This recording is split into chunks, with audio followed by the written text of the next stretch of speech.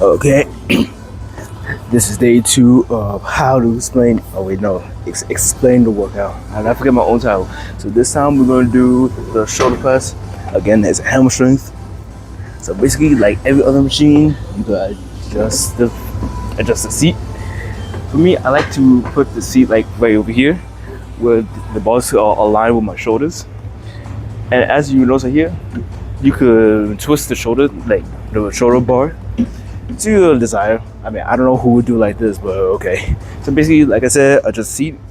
This thing moves, and the way you want to hold this thing is by like hold it like almost at the end of the bar, and then grip it.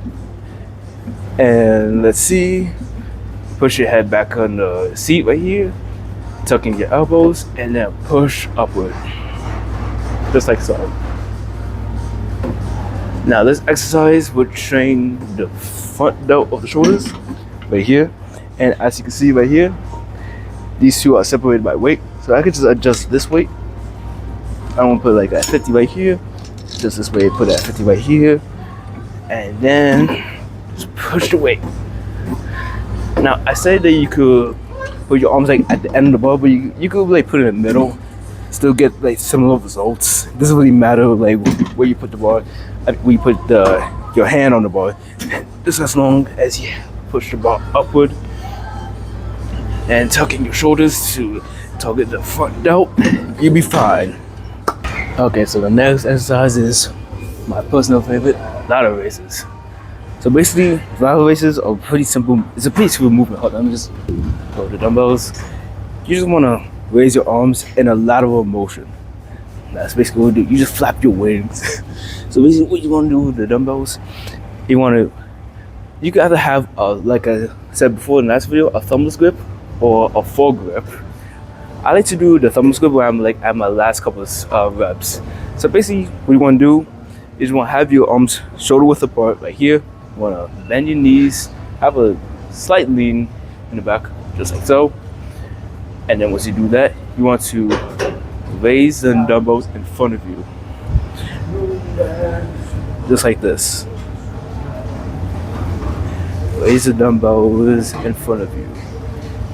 And if you want to target your real delt, I said real delt, your lateral delt, you just want to tilt the arms forward. Then we could get like more tension on the side delt right there, and just raise the dumbbells. Now also when you do this exercise, you want to have like a slight bend on the arms, like when you're going upward too. So like I said before, raise the dumbbells in front of you like this, tilt your arms slightly inward, and then down. A very simple motion. That is it.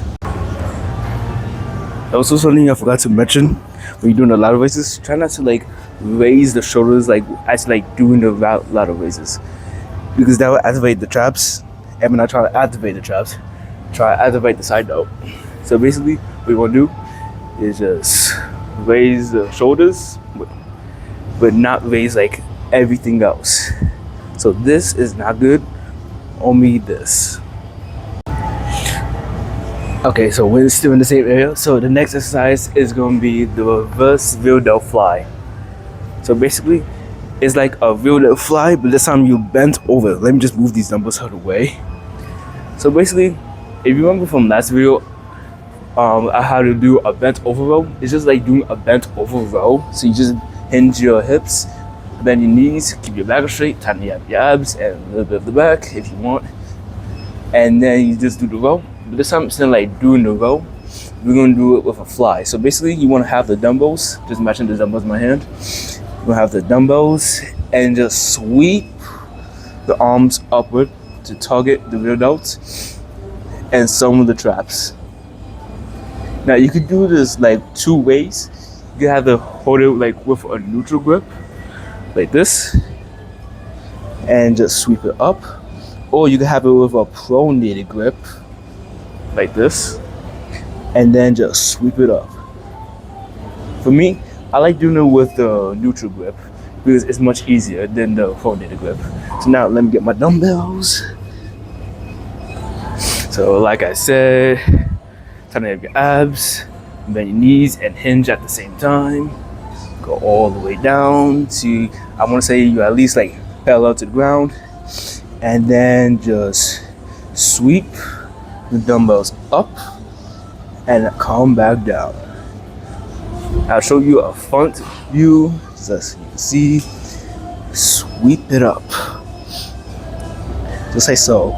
This is with a neutral grip, and this is with a pronated grip.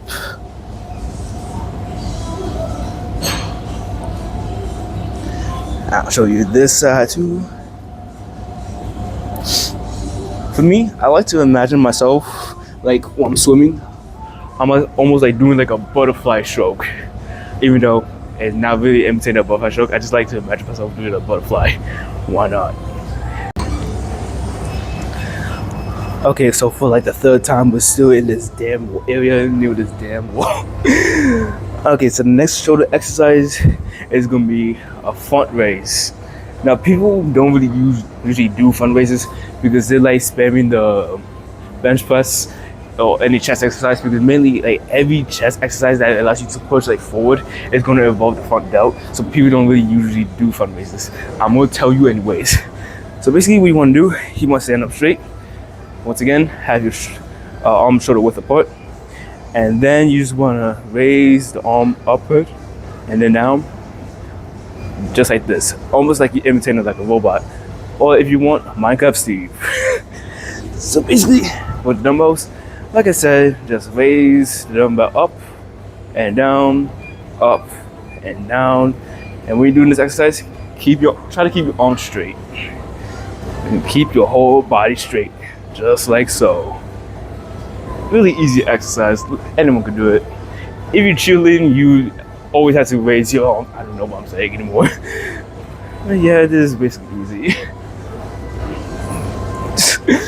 No, I didn't think I would be doing this, but the audio just cut off a little in this part and the next part. So just one with it. So basically right now I'm explaining the real delt machine. So basically the way I do is that, as usual, just to see to your liking, the way I like to do it is to make sure my arms are like directly in front of me, similar to when I'm doing a fundraise.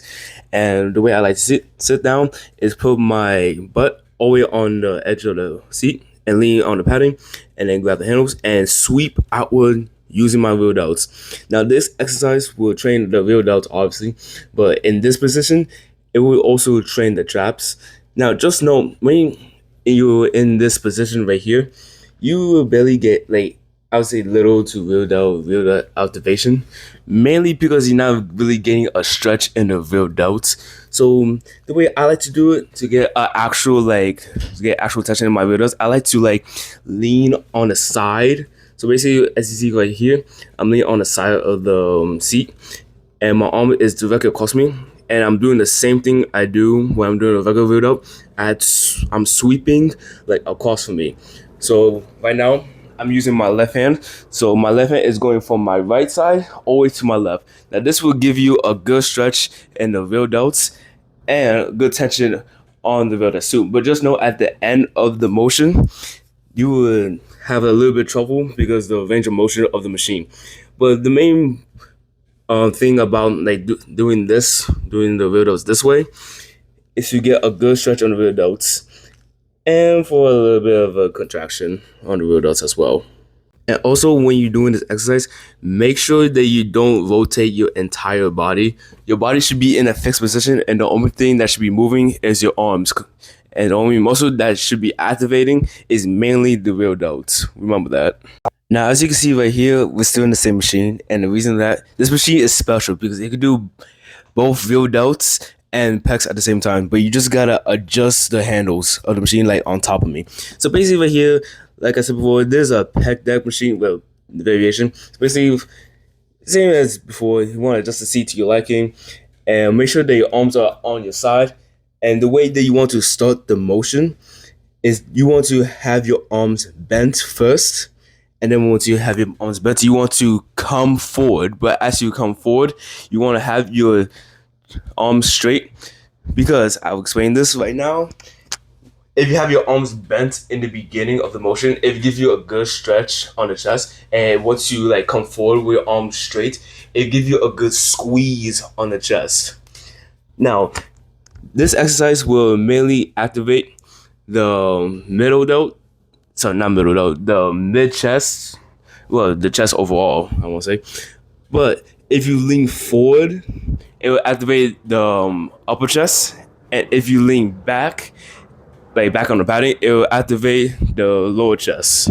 Okay, so now the last exercise that I'm gonna explain is the shrugs. So basically, for this variation of shrugs, you want to get in an RDL position or bent over row position. So once you get in that position, remember you have to keep your back straight, knees bent, hinge, and then once you come up, you want to unhinge the hips and come all the way up. And then once you're in this position, you just want to do some, I don't know, that's it. That's what you have to do. I don't know. Well, so basically, you just want to like just shrug like once you get on top of the position. And sorry for the camera angle, I didn't get the top of my shrugs. The top of my shoulders. Oh my god, I can't speak. But here's another variation of shrugs, the Kelso shrug. So basically, people like to do this after the bent over rows. So basically, you just want to go in a stiff leg deadlift or the end of the RDL if you want, and just do some shrugs. Now, doing the Kelso shrug will activate the mid back or the mid traps if you want. So, like I said, people like to do this at the end of the rows because the lats get tired, but the mid back is still not tired. So they like to like spam these after the rows. So, like I said, shrugs and Kelso shrugs. That's basically it. Okay, so that was the last exercise.